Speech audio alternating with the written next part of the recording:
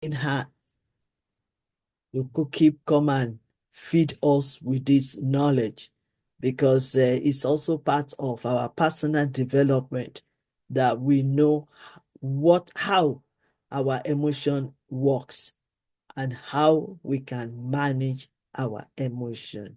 So permit me to introduce to you Professor Dr. Mehreen, PhD from South Africa.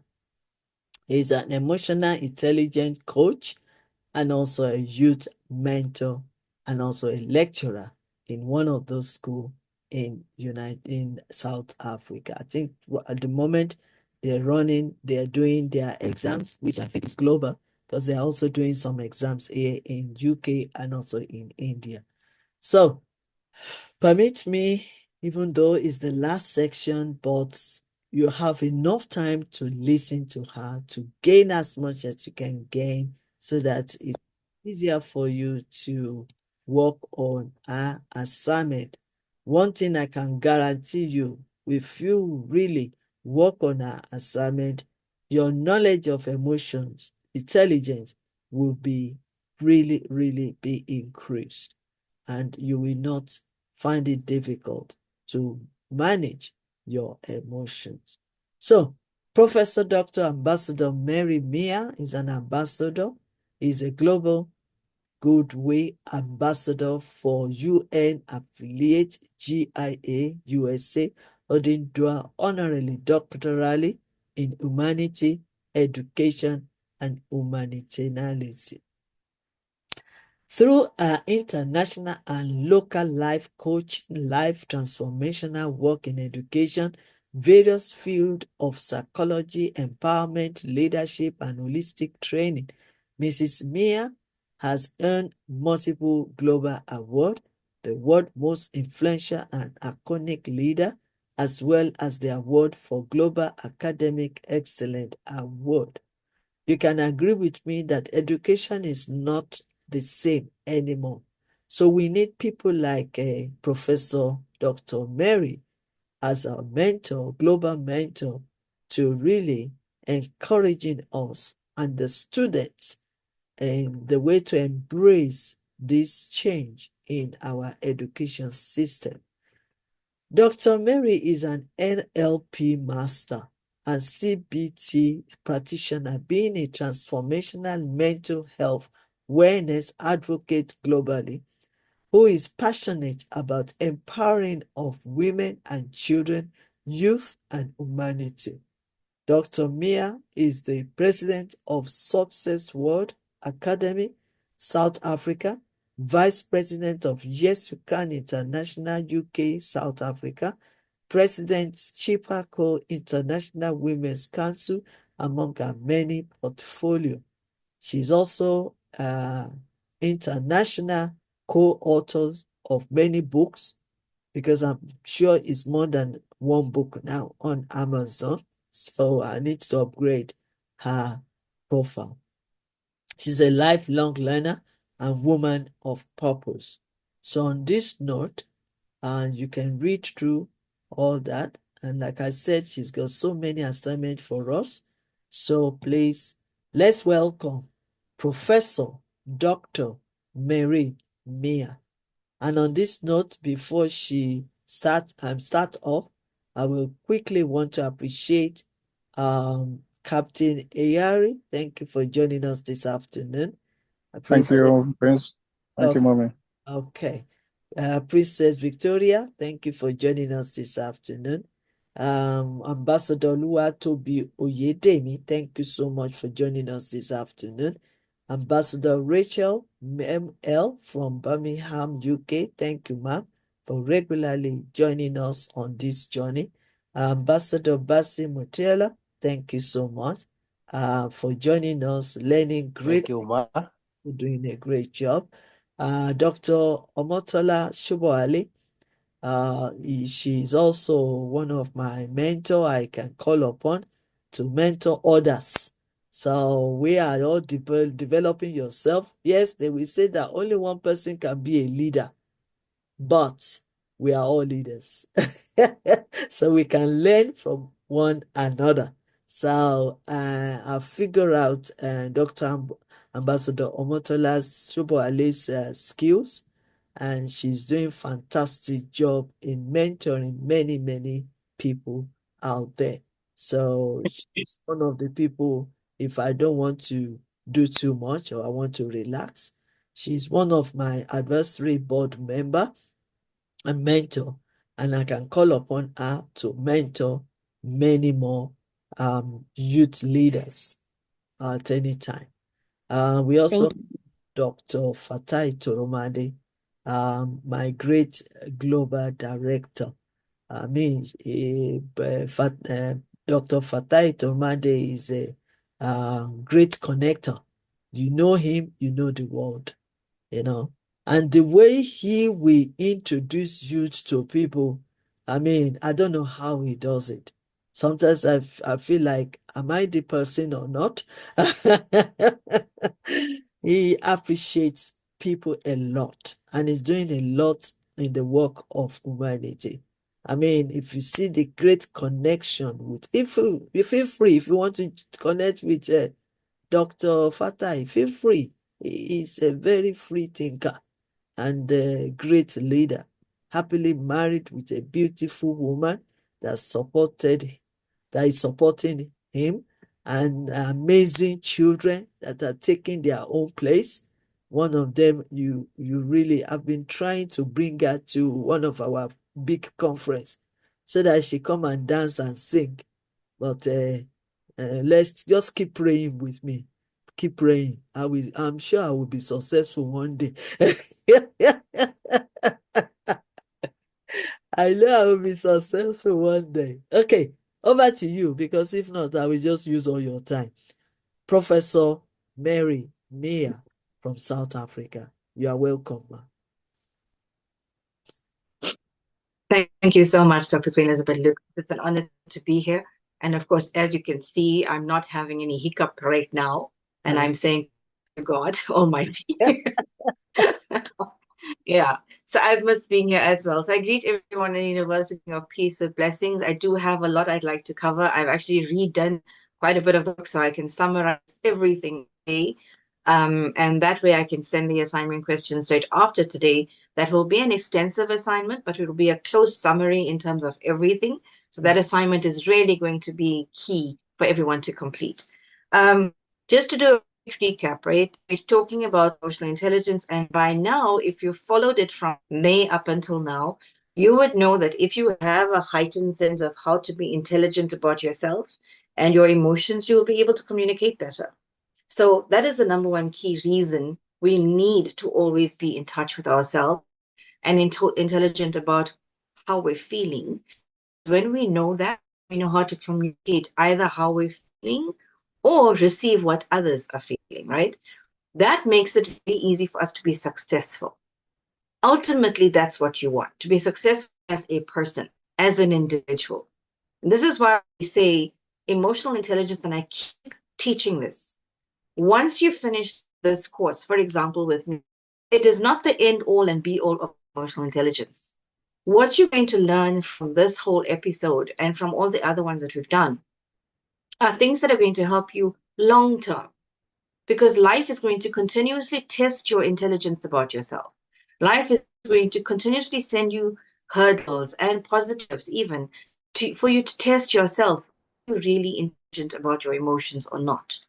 So these are tools that you use to train yourself emotionally, to train your intelligence about yourself emotionally. And today I'm going to touch more on kind of what methods you can use, or kind of what tricks you could use, and how to support yourself better. Because I promise that at some point we're going to touch on the assessment of you. How can I test myself? How can I train myself? And that's what I'm going to lean on today. Because from the beginning up until now, I have touched a lot on how emotional intelligence teaches you to perceive yourself and also to perceive and understand other people. It's not just about you. Because when I'm intelligent about myself, it allows me to also learn, how do I understand somebody else? How do I perceive their message? How do I know how to relate to them? And then when I know that, I know how to regulate my responses so that my responses don't stir up negativity. It also teaches me when I need to step back. Instead of being reactive, I can rather be proactive and go and say, you know what, me not. So these are things that you learn through understanding yourself. And I did touch on the 4 areas. Remember those 4 areas? The first one was self-awareness, one of my key points. The second one was self-management and awareness. And then we spoke about how all of them are linked into your relationship management, because that's what life is about.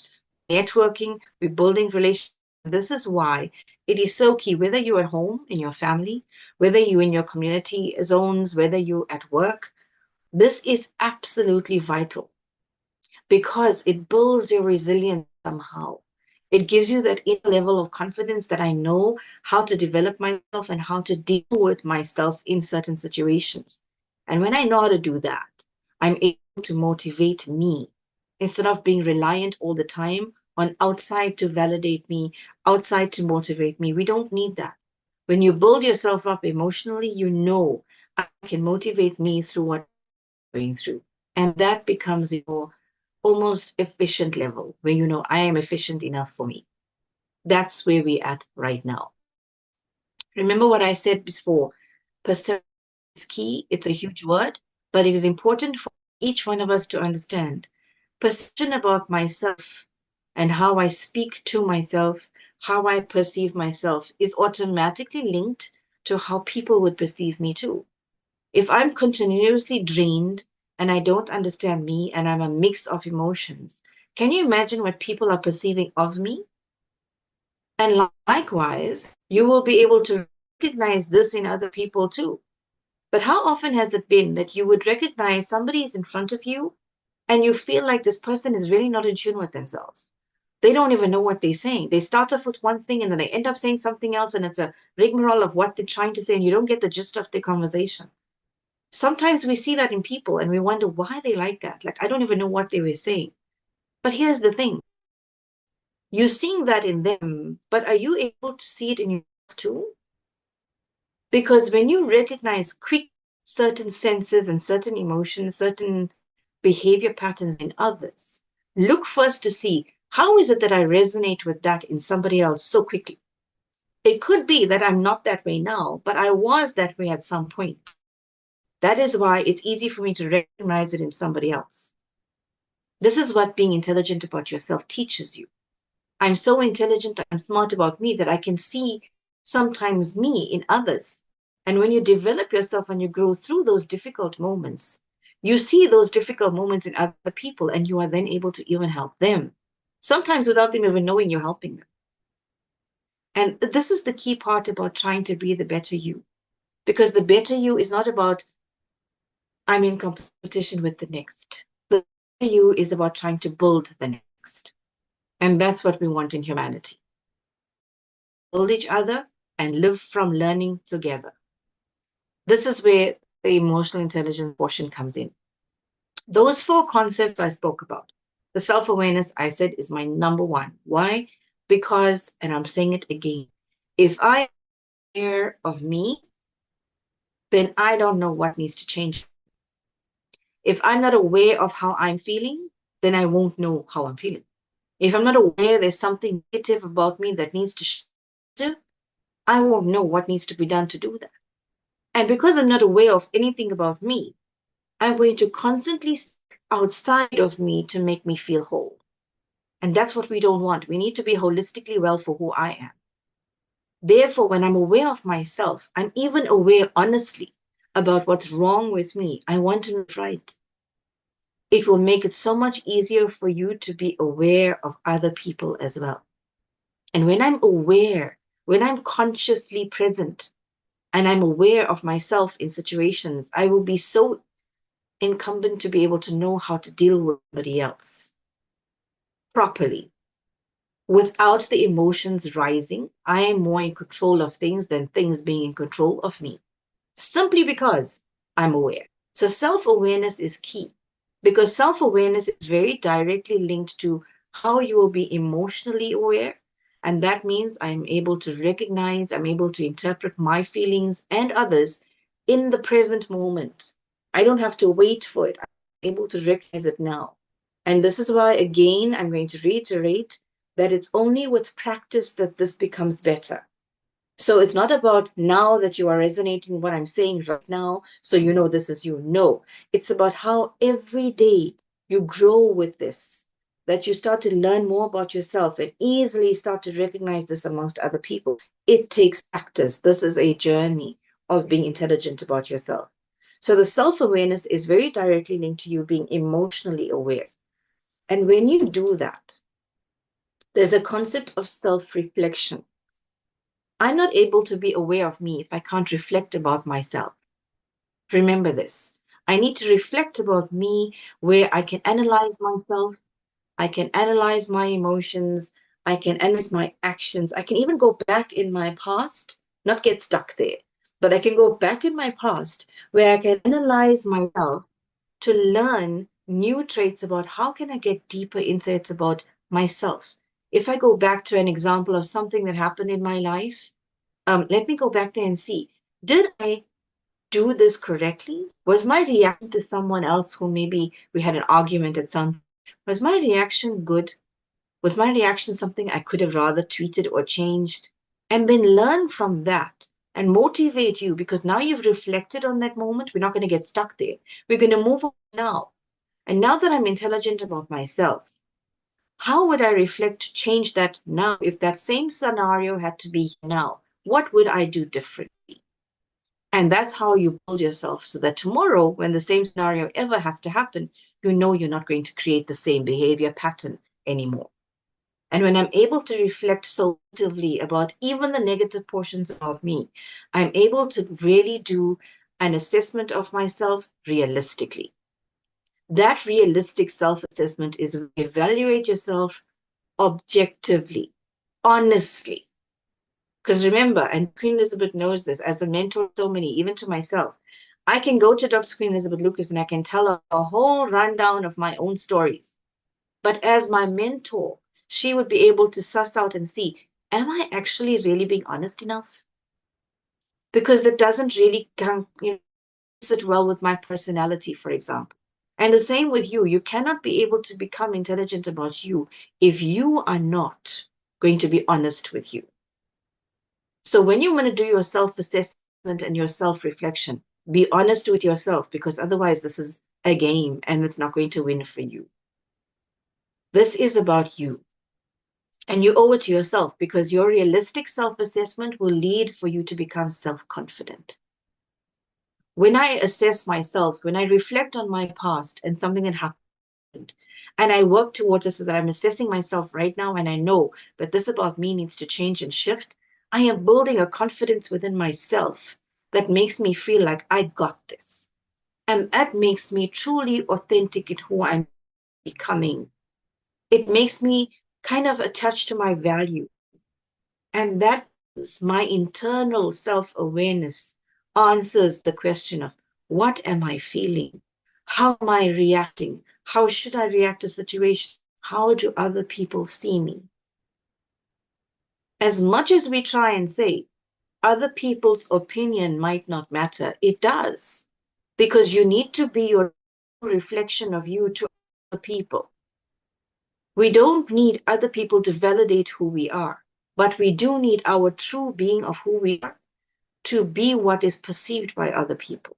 So that concept of self-awareness is really, really important for you to develop who you need to be.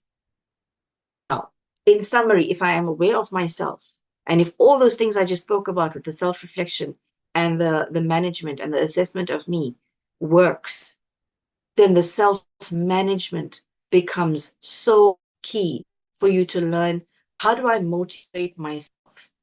How do I actually create a positive mindset now? Because I'm aware of myself, I know my mindset has to shift from, maybe I had a fixed one back then, and now I need to move my mindset into a growth one now. Now I'm aware that that has to happen. So what steps do I have to take to promote my own strength emotionally, to build my resilience? What steps must I take to become better at adapting to certain situations? How do I change myself to be a little bit more flexible rather than rigid in certain situations? And how can I to control my emotions so that my reactions are not in control of me. This is where you manage you. And managing you as an individual is key because you don't want other people to be in charge of you. You as an individual have to be in control of yourself. Therefore, you have to learn how to manage you. And when I'm able to manage me, I'm able to cope with stress. When I'm able to manage me, I'm aware that the stress is happening. I know these things are the triggers, and I'm able to say, you know what, I need a timeout because otherwise my reaction is going to create a part of me that is not me. And how often has this happened? Many a time, sometimes, even with me. I mean, I learned to become emotionally intelligent now, but there used to be a time, especially when I was growing up, etc., I would snap very quickly. And I then figure out, you know what should have been just a mild disagreement became an argument with some people. And you even lose friends or you lose connections. And it doesn't really have to be that difficult. Only because back then I didn't know how to manage me in the situation. But when I go back and I reflect and I think to myself, I could have maybe toned down my voice. I had to speak. I could have maybe way. I allowed situations back then to control me instead of me being in control of myself and managing me in those situations. So you need to set yourself a goal about how am I going to act consistently now with the new me so that I am able to gain control over my feelings and my actions, because my actions and my reactions to other people, my powerhouse of becoming the best I can be. So self-management is very directly linked to the self-awareness. Now, if I'm aware of myself and I learn how to manage myself, I am able to then be aware of how am I socially active with everybody else. And the key thing we all know as leaders in what the key part about being the best leader, the best role model, the best mentor, the best anything, even in your family, is empathy. If you have empathy, you would be able to recognize emotions of other people and you'll be able to respond with some level of compassion. And sometimes it is that level of compassion and empathy that is not there that makes situations become worse than they even have to be. So when I'm socially aware, I'm going to be knowing that in certain environments, certain circumstances, I have to go beyond a little bit about myself. Maybe I need to take a few steps back before reacting, speaking, before saying anything, but I need to understand what are the dynamics of the situation socially right now, and therefore regroup. How am I going to say things? What exactly does this social interaction require of me? How should I be right now with my social reactions and actions with people? For example, right now, I'm teaching this lesson to people across the globe. Am I somebody who should now pause to be able to have an argument with somebody while I'm on this video? No, I should know that if I'm disagreeing in something else, this is my time, this is my committed time. I am socially aware that I need to be in a specific space right now. This is who I need to be with you. I need to know these things so that when I am here, even if somebody has to do something or walk into my space right now and I'm not happy with it, the way I react to that person has to be what you as my audience is going to perceive as a lesson in itself.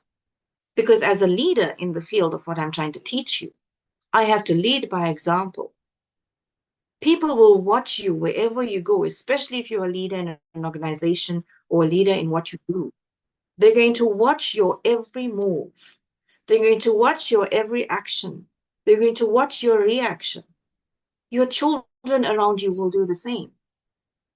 And when they're doing that, they too are becoming socially aware. So the concept of social awareness is about your intelligence, but it is about how people are also being socially aware about you. So when I walk into an audience, if it's a hall of people, and I'm doing a workshop, or if I walk into an office space and there are people that work with me there, how I behave if something goes wrong, especially, is what people will learn about my teaching. It's not necessarily what I'm verbalizing. It's not necessarily what I teach in a classroom or at university. It is my actual work.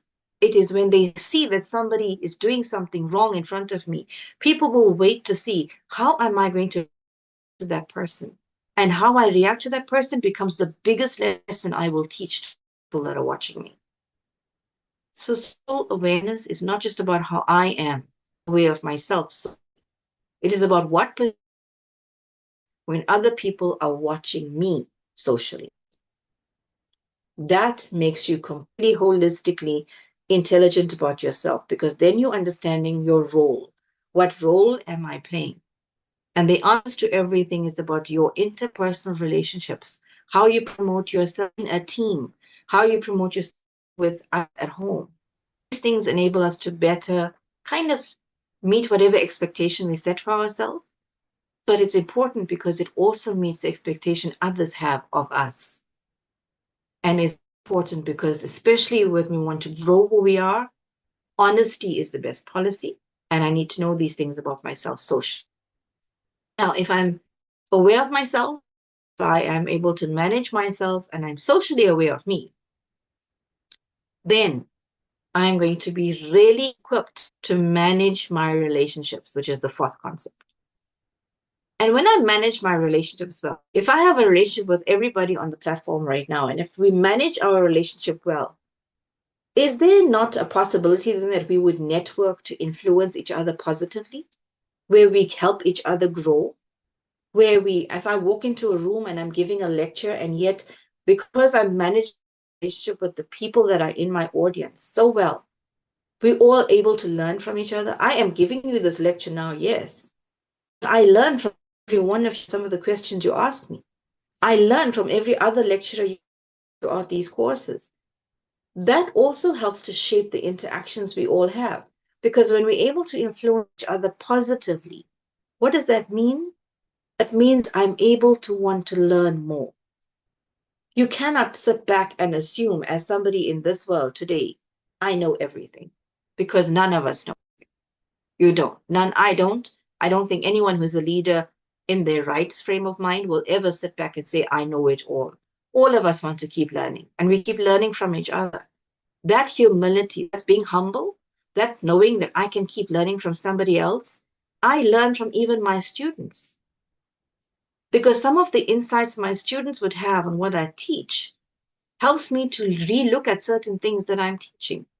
Never a way you feel like I only influence others. Social interactions work both ways. And when we learn this level of empathy and compassion with people both ways, that interaction grows with the relationship management part of being emotionally intelligent.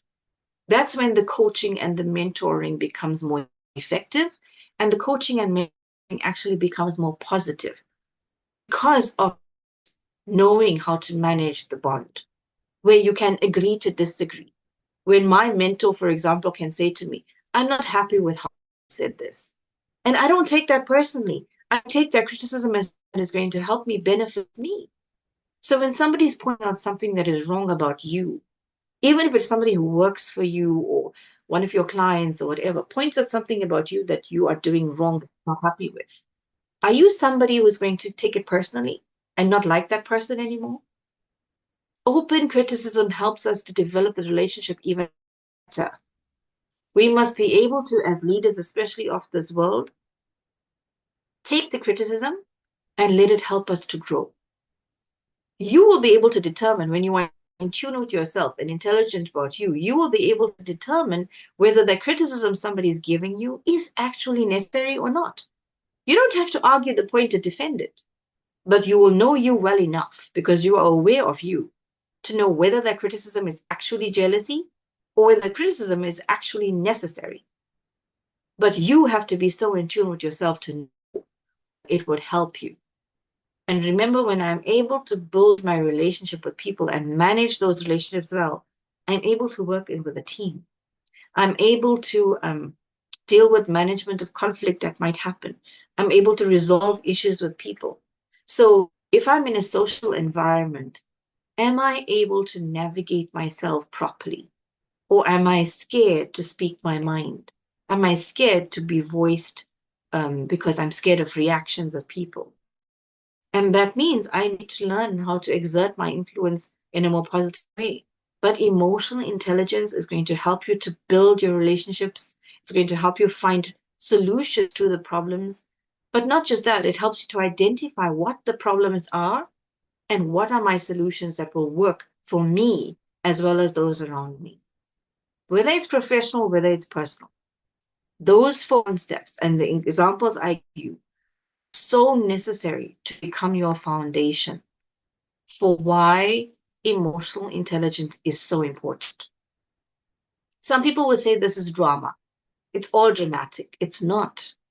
Because if you place what I have just said in the context of life, you would find examples in your life where you would have said the wrong thing, would have felt what you shouldn't have felt, where you would have, something would have triggered you and you reacted in the wrong way, where you felt after you said something, oh, I shouldn't have said that, where something happened and you had a gut feeling it was about to happen, still pursued it. All of those things happen with every one of us. But if I was in tune with myself and intelligent about me, I would have been able to prevent certain wrongs of myself from happening further. This is what I'm trying to push this out there because I want each one of us to see ourselves in being intelligent about our emotions or the lack of it. And what can I do to get better, to make me better in it? I remember, like I said, emotional intelligence is about a journey.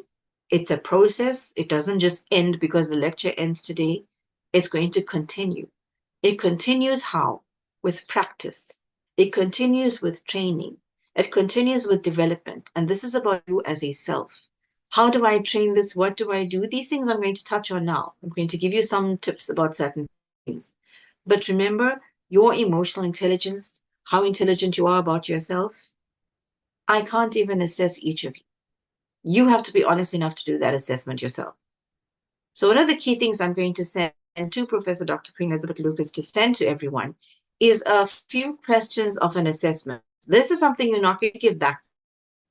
It's merely assessment questions as an example of what you can use for yourselves, whether it's daily, weekly, whether it's monthly.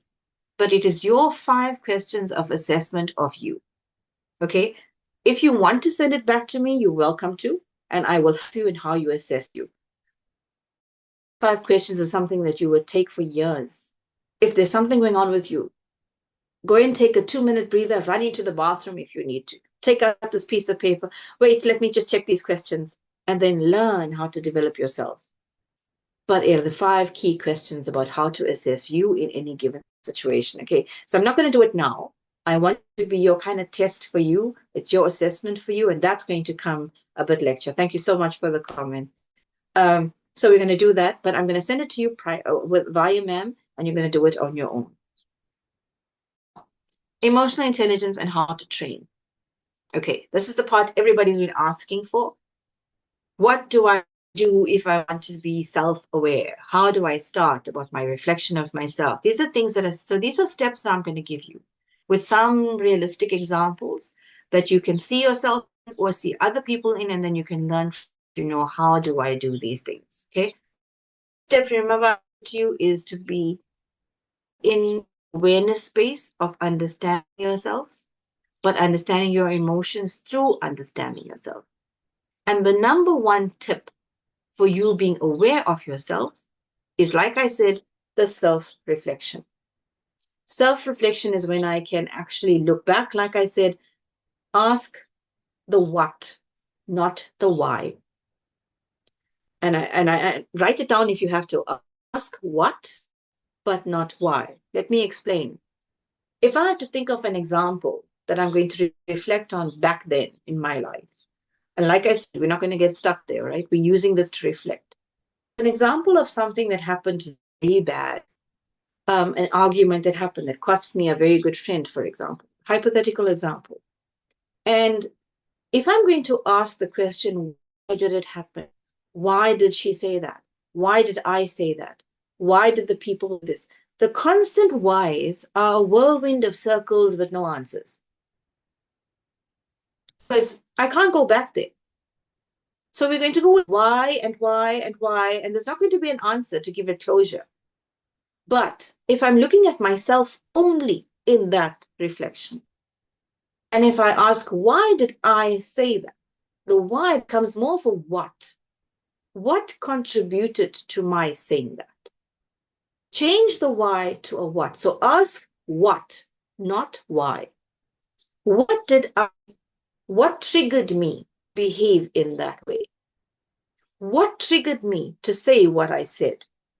What upset me about other people's behavior that made me react in that way? Those what's about me help me to understand me and also help me to take control of me now. So when I have to ask the whys, I'm never going to answer. But if I ask the what about myself, I can learn the what's about myself because they become my lessons. If you focus on what, the trigger is the emotion during that reflection, and that becomes your key. So when you want to try and figure out things about your emotional states or how to deal with situations better, the art of that self-reflection is key.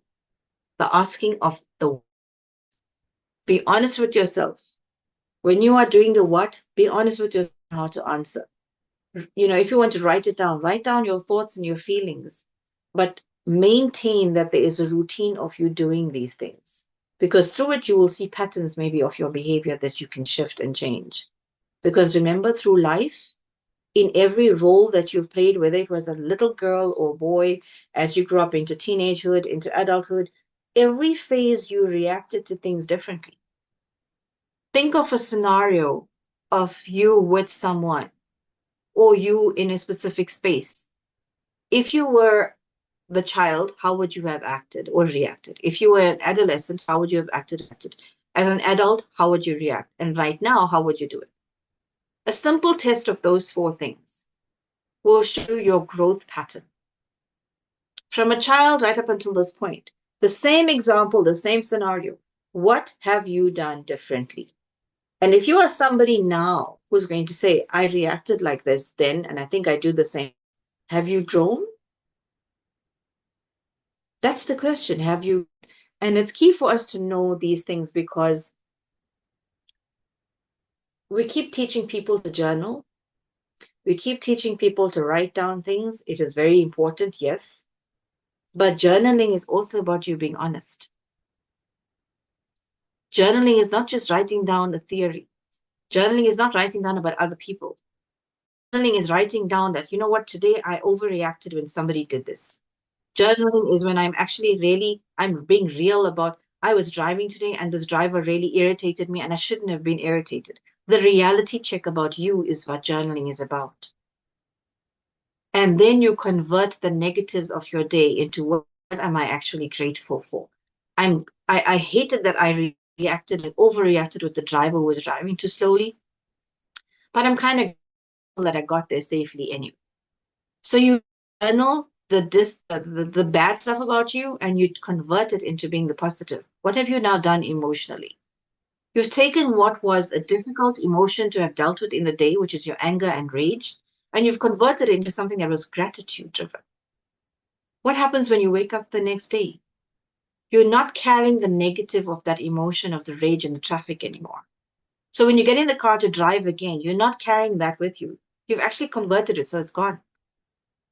This is the art of you knowing certain things about you. And being honest about you is really, really key.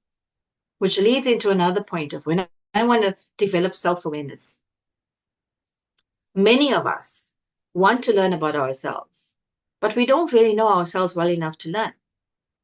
So what do?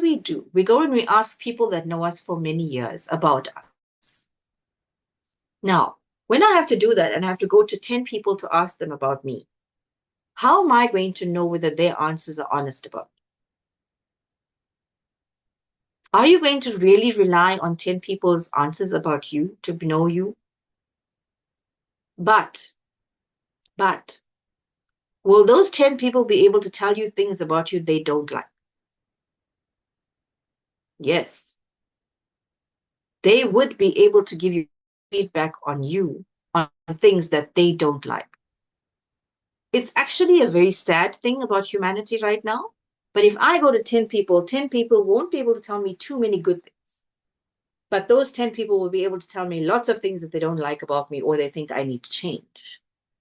Here's the thing that can happen with that, which is dangerous. I can become so engrossed in the negatives they said about me that I dwell in those negatives and my mind starts to shift about how bad I am. And that's what we don't want. So you need to sit and do the introspection for you. We learn a lot about ourselves when we sit and introspect. And when we introspect, we have to introspect with forgiving who we are. If we are wrong, if we've done this, not by relying on other people. Unfortunately, just as you've grown from a child to being the adult right now, so have those people. But you don't know their mindset shift.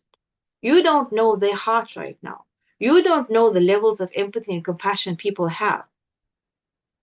Do not be reliant on other people for feedback on you as a person. That is about you. That is why being aware of you, even with the bad about you, is key. But if right now, for example, anyone on this platform has to pause me and say, after we're done, let's just say hypothetically, somebody who's a beautician or really smart says to me, your lecture was lovely, and I'm hoping they're going to say that, but that color doesn't look nice on you. They're going to tell me this color doesn't look nice on me. Now, am I supposed to take that personally? Shouldn't that feedback about me be something I can be grateful for because I didn't go to somebody to actually clothe me every day? I could rather maybe look at it and say, wow, let me just look at this. Does green actually go with me or not? So some feedback, some criticism can actually develop you healthily. But here's the trick. You have to be the one to know what is healthy criticism for you and what isn't. You cannot allow people's criticism to define you. You have to know how to filter the criticism so that you are so in tune and aware with you that you know what part of it sits with you and what part of you doesn't.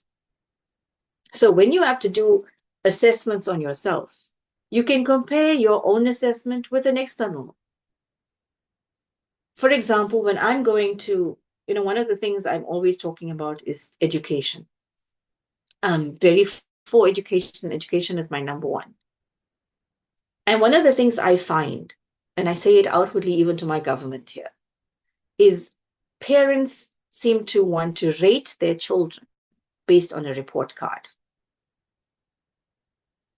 Is it fair to do that? I know it's important. I know it's important for the children to come home with good grades on their report card. I know it's important for children to study and have all these good grades in their report card. But sometimes there are children who are not academically inclined. Sometimes there are children who may be good at only 3 of those subjects, but the balance they battle with because it's not part of their personality.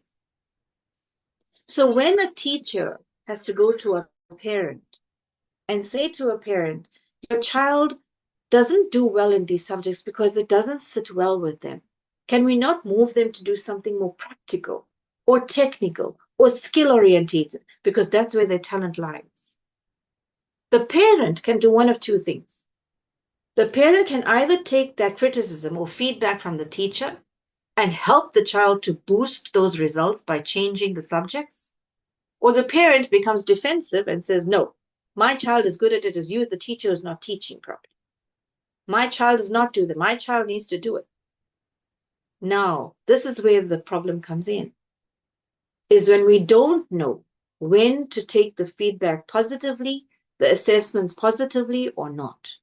And it's very important for us to learn how to do that. Because you can easily carry out certain questionnaires, you can easily do certain things, but you need to be aware. Sometimes the feedback is necessary, sometimes it's not. But you have to be aware of you as a self to know how to develop the healthy feedback or how to actually take the feedback and not do anything with it. And I'm highlighting that because many people that I work with, many of my clients, take feedback and criticism so seriously that they forget themselves in the process. And then we go back to the drawing board for them to realign with who they are, because the feedback becomes more important.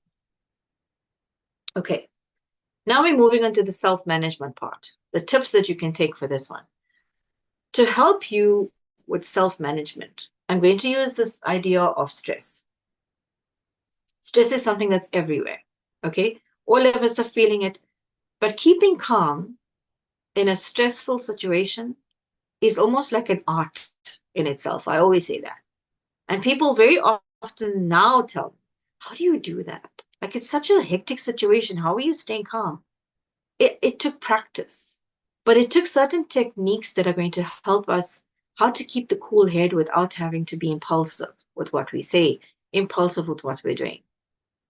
And, when I started it off, it sounds silly to say it now, but when I started it off, I started off with the countdown. I used to count. Before I said something, before I did something, I used to literally count to 10. Before I said it, before I reacted, if something is going crazy around me, I don't do anything until I've counted to 10, because the count from 1 to 10 allows me to breathe in my mind. Not here. My mind needs to breathe before it overthinks.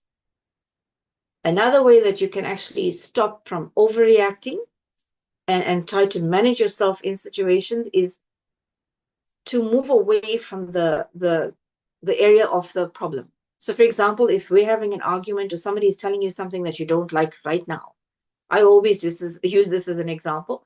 Somebody is saying something to you, you don't like it, just excuse yourself and say, I need the bathroom, and duck to the toilet. You don't need the bathroom, you actually don't.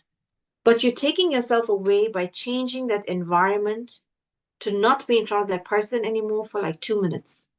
That distracts the person and it distracts you from overreacting. And that kind of strengthens your part of your brain to know I need to be more rational when I return to the person. So you're kind of in control of it then. Those are two just very quick examples I'm giving you. But the other thing I'm going to teach you is very often we don't realize how much people contribute to our success every day. And, when people are working with me, one of the key things I try and do is keep them abreast of how I appreciate them. The greeting every morning, the knowing what's happening with them. If somebody's lost somebody in their family, to make sure I offer condolences. To know what is going on with my people is so key, because that makes them feel like I'm part of them. It makes them feel motivated to keep giving more. It makes them feel more productive. So in order to create that level of motivation in people, giving to them your time or saying good morning or good afternoon or have a lovely day doesn't cost you much. It doesn't cost you a cent, but it makes them feel whole. It makes them feel your compassion for them. And that level of motivation you would need too. Can you imagine if somebody that you work for or somebody that you work with was always checking in on you? We all know sometimes we actually don't have people that do that because we have to give off so much all the time. But when the one person does have to do the check-in WhatsApp, just checking in, Ma, how are you? Is everything okay?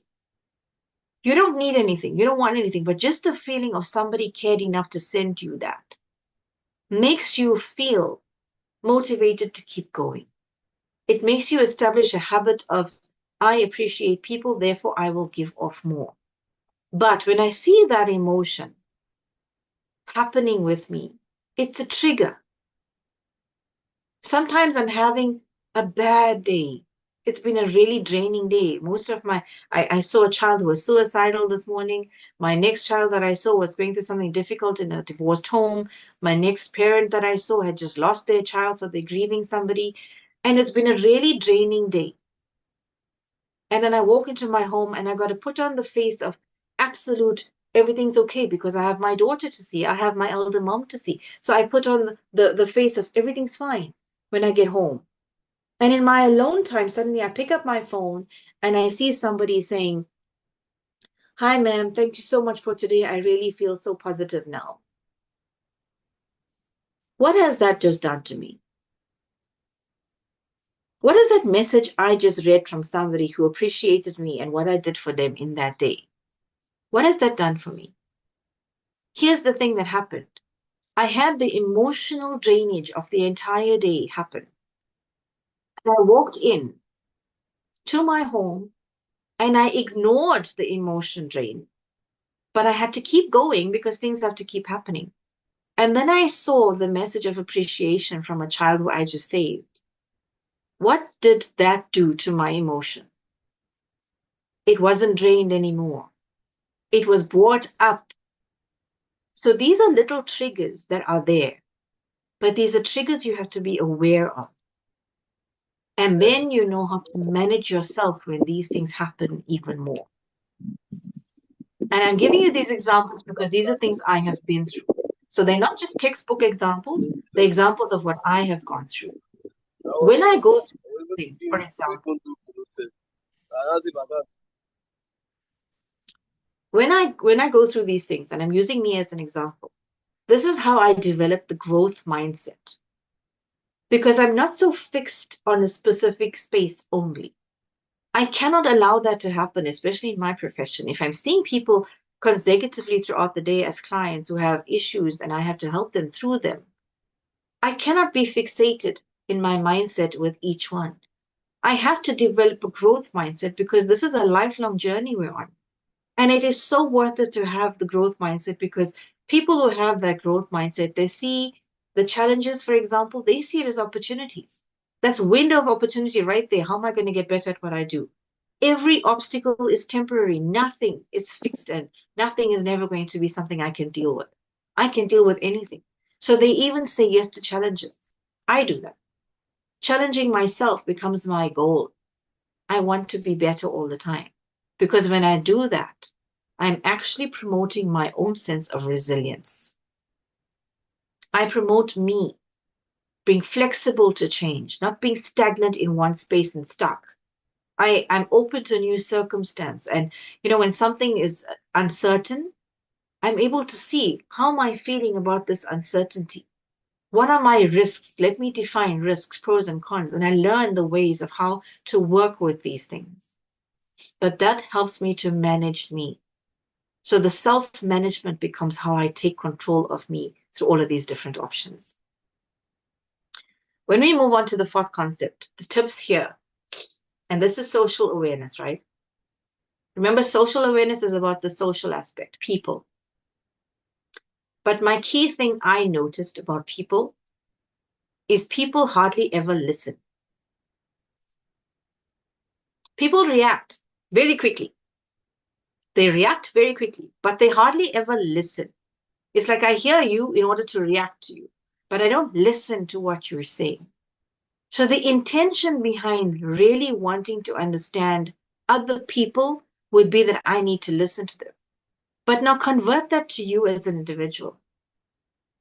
If I want to be heard, my message has to be clear enough for the person I'm talking to perceive it properly, to understand what I'm wanting. That amounts to an intelligent action and intelligent social interaction.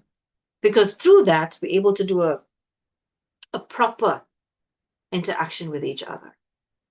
So we need to be able to listen, actively listen to people, and you must make yourself be heard properly, clearly. Sometimes you might need to repeat certain things that people hear you well, or others will have to repeat to you. But you need to make sure that the thinking part of it is all about the trigger. When somebody speaking to me, what is it triggering inside me? Is there any trigger? And sometimes people will talk to you and will trigger no emotion, and that's also okay. You're not going to have an emotion for everything somebody's saying. But the art of it all is for you to be able to know when something is a trigger of an emotion. Why? Because if you and I are having a conversation, but you're not really focused on what I'm saying, you're not actively listening to me, how then are you going to be able to give me what you perceived of what I said when I ask you a question in return? You're not going to be able to. But likewise, if I'm going to speak in a specific tone that doesn't allow somebody to recognize what my actual message is, how are they going to respond? They're not going to. But emotionally intelligent people can kind of zoom out of a very confusing scene and they can see it in its entirety. When you are emotionally intelligent, you actually are aware. You have this heightened sense of awareness where you can see things and how they're processing. You can see the procedure of how this conversation is going, especially when there's, for example, a stressful situation with a project that has to get done. If you are not listening to each other, it's never going to be complete. So you have to change the perspective, and the outside views have to be like, let's all work together and listen to what each is saying so that we can eradicate what's not necessary, and then we work with that. If we all do this, we can help ourselves and help each other. And when we're able to do that, help each other, we're able to manage relationships, which is the fourth concept. Now, we spoke about the social aspect, right?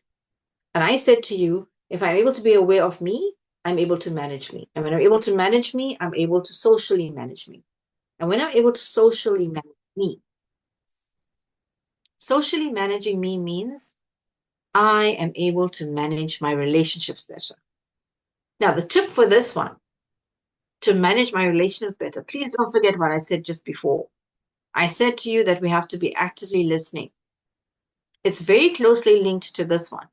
Because for me to manage my relationship with somebody, I have to be listening to the person when they speak. They have to listen to me too. Is that not then how we would improve the communication between each other? And that communication level is key for that management of relationship to be excelling. So we need to learn to be direct in how we speak, but improve our communication skills. And here I'm going to give you an example. I've used this before of a mother. Let's say a mother has 3 children, okay? And these 3 children come home from school every day, and each one of them want to talk to mom. So the first one that comes in the door would go to the mom and say, "Hi, mom, it's so good to see you." And she'd be like, "Oh, lovely to see you too. Would you like something to drink?" And then the child would say yes, and there's something given to drink. Okay, then mom would say, "How was your day?" This child starts talking. By that time, the second child walks in. This child walks in the middle of that conversation. And then what happens there is the mom actually then says to the second child, "Ah, let me get you something to drink." This child greets mom because it's the first time they've seen her. And she forgets that because she just greeted the first one. So the second child gets something to drink and says, "Mom, how are you?" And she says, I'm fine. I'm fine. Let me just get back. I'll come back to you just now." And then the third child walks in. Third child, "Hi, mom, how are you?" And she's like, "I'm fine. Let me get you something quickly." And then her phone rings. And then she takes the call, but she gives the child a drink while she's on the phone. Are you picturing that example? Yes. Here's the thing. This mother, 3 children, all her children, one person, uses 3 different tones of voices for 3 children.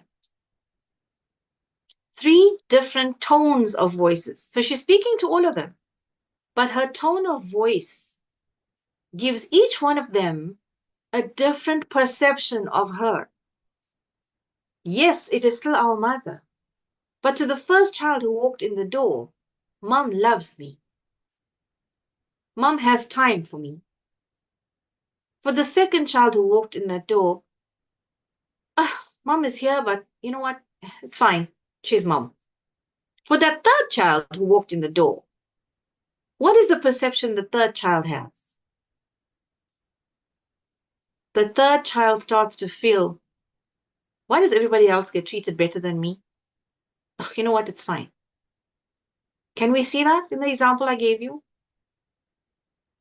The mom here needs to learn how to manage her relationship with her children, and she needs to improve her communication skills. By improving communication skills, she would also learn how to be more aware of herself socially with her own children and with when not to take a phone call. When it's my children's time, it's not the time for the call unless it's urgent. These are little skills that we have to keep learning. But it works best when you see this for you, about you. Now, if any one of those 3 children in that example have to say to their mother how they're feeling, what do you think would happen?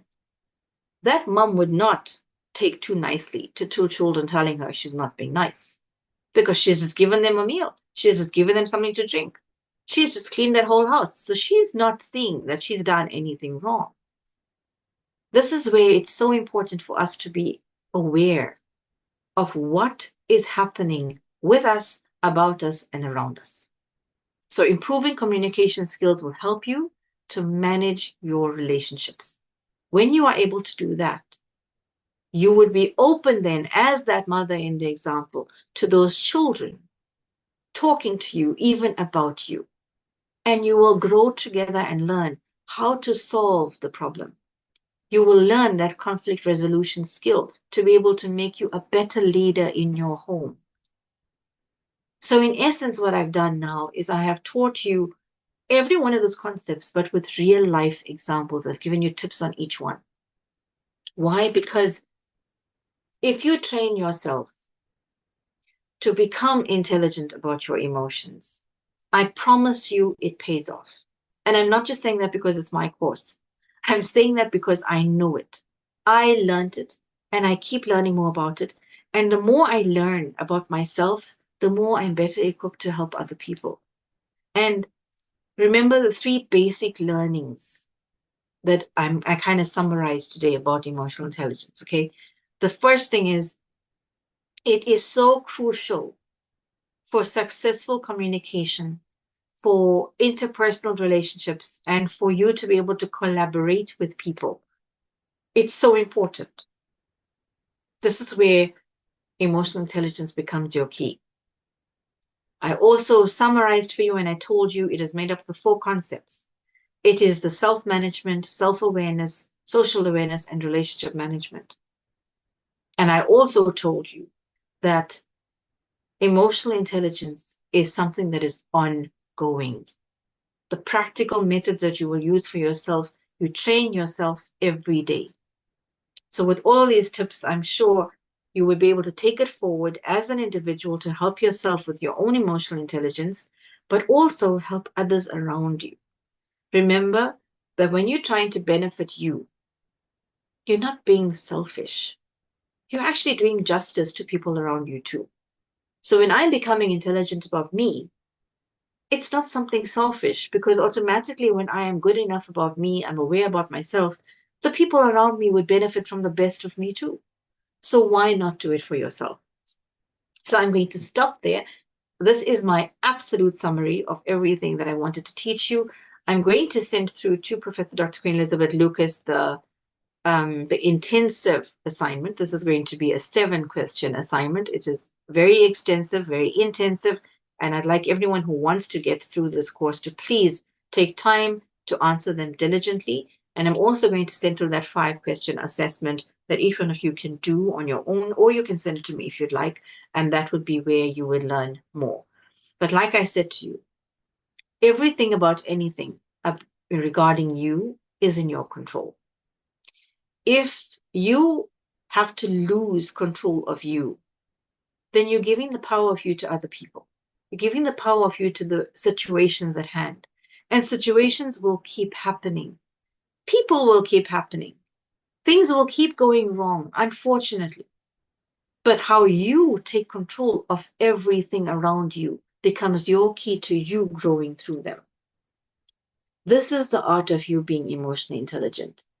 Is to learn the skills of how to be intelligent about you, intelligent about your emotions, intelligent about your triggers, intelligent about your concept of awareness of yourself, intelligent about your management of you as a person, intelligent about you and your social aspects and you being aware of yourself socially and others, and of course then how to manage yourself and your relationships. Ultimately, emotional intelligence is not just a concept. It is about you defining you But as you define you, you actually define how other people will perceive you. That becomes your bonus to your life. I'm going to stop there and say thank you to everybody who's always joined me for this beautiful, long couple of months. I have missed everybody for the last session, but I'm so grateful that I was able to keep with you today, and the network stayed up as well. I'm really grateful to that, and I'm honored to have been here to have taught you this concept of emotional intelligence. If any one of you have anything, even after today, that comes up and you think you'd like to send me the scenario that you thought of, or you want to share with me something that happened before when you want to do your own self-reflection and you don't know how to actually assess your reflection, send it to me. You can get my number from ma'am, or you can send me an email or send ma'am the email. Either way, let us work together, because like I said, this is a journey of yourself, growing yourself for the better of you. Thank you so much, everyone, and God bless.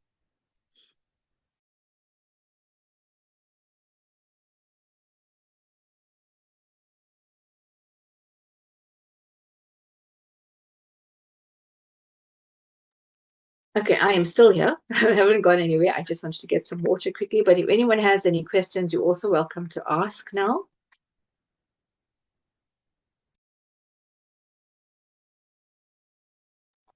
Okay, I have something to say. Actually, I've been listening to your class from the beginning to the end, and I must actually say it has been a very touching class. And I even want to learn more about how to manage my emotion in terms of relationship, Yes, communication, and even in my organization. So I'm so glad listening to you these few months. It has actually helped in shaping my life and my thought. And I'll still get in contact with you. Thank you, Ma. no problem, my Thank dear you. princess. Do me a favor. Could you please get my email address from man privately? And then Oh, I will set up to chat with you privately as well, and then we can take it from there. all right. Okay. Thank you, Ma. I will. No problem. All right. Thanks Thank so much you. for the feedback, Princess Victoria Goldred. Amazing lady. Thank you for being with me too from big day one. Anybody else have anything to say, comment-wise, or any questions? Please ask questions. Please, this is your time. Anybody want to say anything? Oh, you want to say something? To say, Ma. Okay. How can Yes. we manage our emotions in terms of relationships, something that triggers, let me say, excessive anger, that you are trying to, get it down, or you are trying to overcome it. How can you overcome such anger that comes from a partner trying to be abusive in terms of, let me say, vocal abuse? Princess Victoria Godwin, you have just given me 5 different elements of issues in one question. Wow, So wow, amazing. just in assessing the question alone, there is emotional abuse, there's physical abuse, there's anger management, there's also relationship issues, and of course, there's self-development that's not happening. So there's 5 issues already in the question. Um, to ask, to even answer you is going to be an injustice here, because there's so many different underlying issues to what you've just asked me. But just to try and summarize what I would tell you, the anger is something that doesn't just happen. Anger is something that develops as an emotion. Yeah, Most often, when anger becomes part of how somebody abuses somebody else, it is because the anger has been suppressed from a specific thing that might have happened or been said. So, um, hypothetical example, again, I could give you is if a little child grows up in an environment where there is constant loudness, where there's constant verbal abuse going on between people, where they see adults speak in that way all the time, where they grow up with anger, they don't know love. They don't know the quiet. They don't know the agree to disagree mentality. They grow up believing that that kind of attitude is okay. It's the way to get things done. And then they go to school, and in school, they become the bullies at school. Remember, this is an example I'm giving you. I haven't really assessed your whole scenario, right? This is an example. So the child goes to school, becomes the bully at school, because the only way they know how is by being this bully, by being loud, by throwing anger and throwing tantrums. It gets them into trouble continuously. Each time this child gets into trouble in school, the parent or whoever they live with gets called to school. This child then goes home and gets beaten or gets thrown at with insults about how they're useless. They keep getting called to school. They insult the family. Stuff like that starts to happen. Demeans this child as who they have to be. As a result, can you imagine what kind of emotion this person grows up to become with as an adult? They don't know better. So even if you are the passive one in the relationship, and you're going to keep trying to tell this person, what you just said hurts me. What you just done hurts me. You don't have to be so angry all the time. For that moment, the person is seeing a different you that they don't know in life. But for the moment, they can change. But automatically, they don't know how to embed the change in who they need to be as a person. So they shift themselves away. So for that moment, they would be somebody nice and they would start to change themselves. And within a span of a day or two, something else triggers them and the old anger sets in again. So there's a lot of history that comes with anger that becomes volatile, like you just explained. But a lot depends on persona.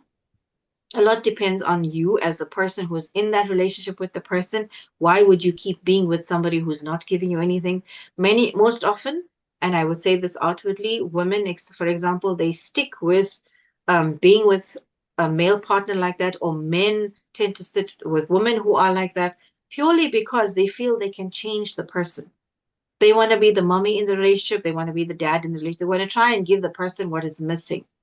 And that's not our job to do. We need to help the person redefine. It's almost like anger becomes a learned emotion. It's almost like I got to unlearn that emotion and then relearn how to be as a person. So that one question has got so many elements to it, but that's just one example of the one element and how you can deal with it. All right. Thank you, Ma. Any other question? Because we are rounding up now. Any other questions from all my fellow leaders? No other questions. We went quiet now. Captain Ari. Captain Ari. Brigadier Isaac. All the questions you'll be asking me later. This is the time to ask the questions on managing emotions. Because this is the last section for Professor Mary Mia. So this is the time to ask your questions. Captain Isaac Christian, Ambassador Isaiah, Ambassador Isaiah, Madam Rachel. I believe we are all quiet. Probably Professor Mary has really explained all to us. Okay. I think it's okay. At least he has taught us for almost 1 hour. And I think I will send you the extensive assignment this afternoon, ma'am, to you. okay. And I will also send the 5-question assessment as well. So whoever wants to do both can send it. But this assignment is actually the most important one for them to be able to get that diploma. So I'm hoping to hear from everybody soon.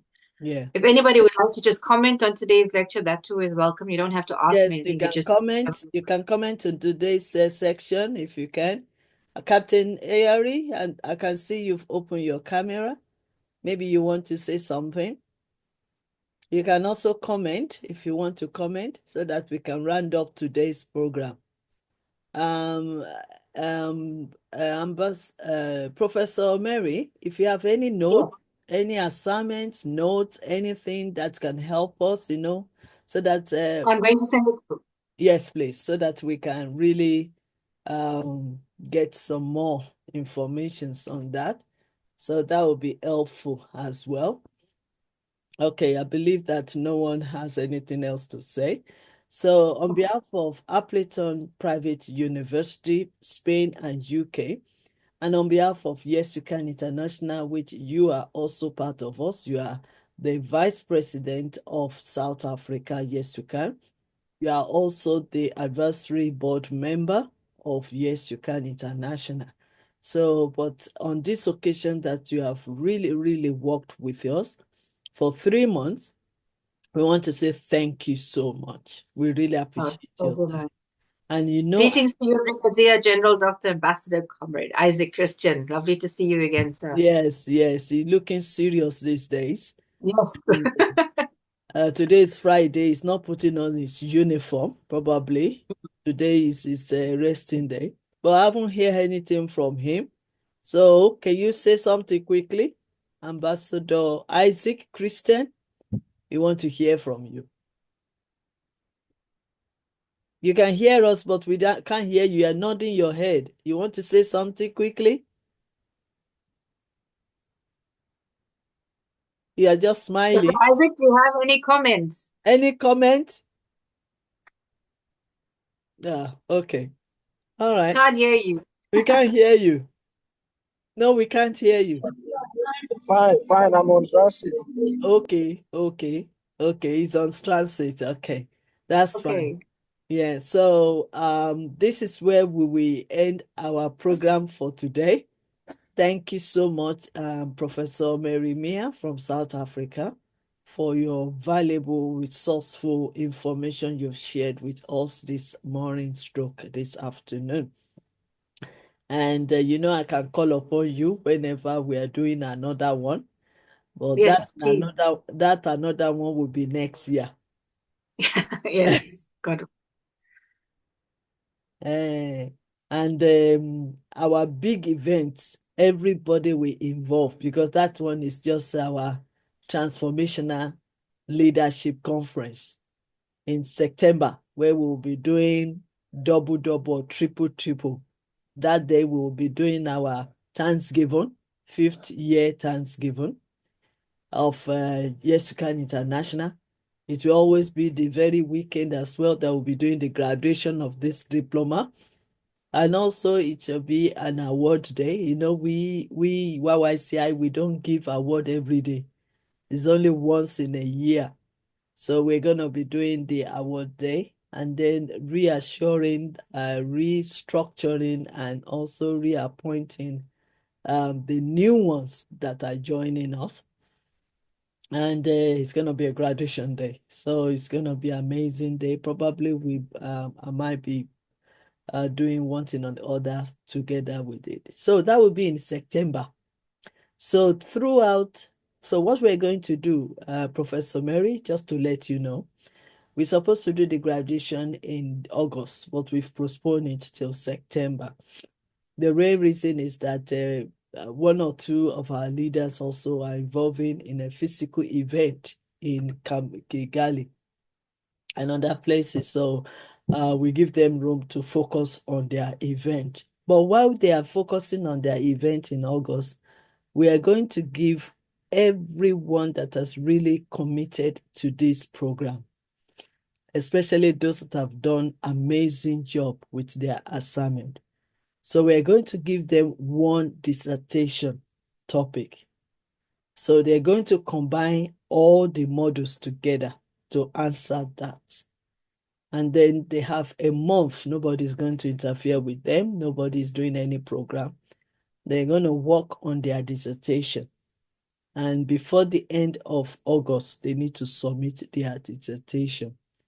So that's so that there's no lecture, there's nothing in August.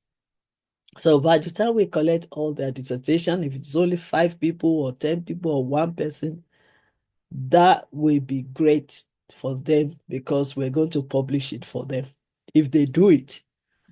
And probably if 1 or 2 of them reach the requirement and they did very well, we might publish it as ebook for them, and we might launch it during the graduation. So that would be another extra bonus for them. And presently, Professor Meir, we have about 5 students that are also qualified for paper research contributions to the big event that is coming up in Kigali, Rwanda. So one of our lecturer gave us that opportunity for them to do a research paper. So that research paper will be acknowledged and will be shown in their event magazine. So that's a big we've done very well with that. So 5 of them, which Dr. Motala was part of it, and Mr. Abasi, and 2 others. Even Dr. Samina, can you believe it? Dr. Samina was part of it. Amazing, amazing. So I was so pleased that they assessed them. There's been a lot of back and front feedback, correct this and all that thing. And for almost a month, they've been doing that. And they've been qualified. I mean, their research papers has been qualified to add to their magazine, which is really good bonus. And I'm so proud of those 5 that was able to meet up with that requirement. So we did a lot with this diploma. So it's not just only just another master class with a certificate. They earn it and they need to be celebrated. So that is why we are moving everything to September. So I'm just giving you all this because I know this is your last section for this, our diploma. And we really, really appreciate you. Yes, I will be contacting you privately. So Of course. privately, of course. So, but on behalf of all our students, we want to say thank you. Thank you so much. We appreciate you. It's Thank you. And been an honor to be here. Thank you. thank you so much. And we also appreciate all our great leaders that have been learning with us. And I believe a lot of them have also typed on their on the chat box expressing their gratitude. So, Professor Mary, thank you so much. Captain Ayari, you want to say something quickly, sir? Not, not really. I just want to appreciate you. Very, very wonderful.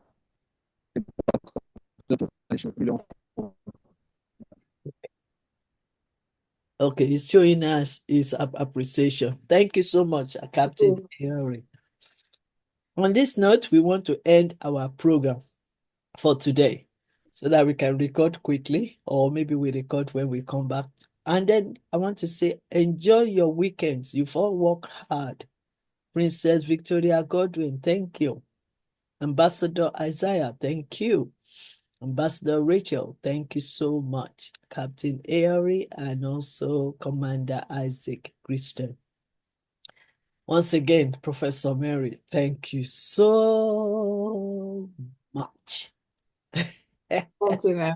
God bless. Thank you so much. Okay, so we're going to end this program.